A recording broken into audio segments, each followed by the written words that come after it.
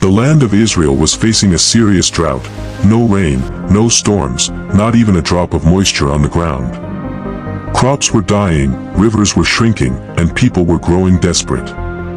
In the middle of it all stood Elijah, a prophet sent by God to deliver a hard message to the nation.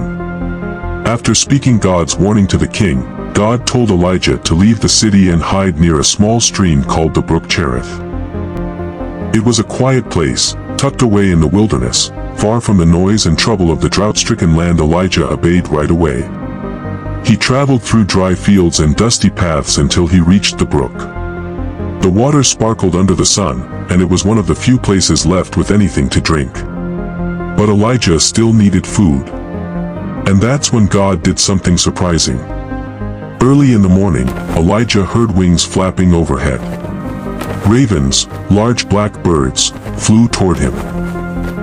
Instead of scavenging for themselves, they dropped bread and meat right in front of him.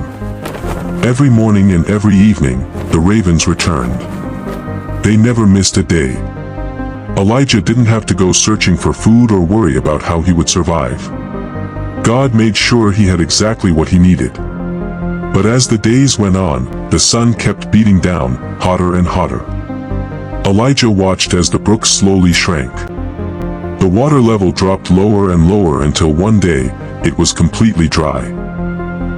Even though the brook had disappeared, Elijah didn't panic. He knew the same God who had fed him with ravens could lead him to his next step.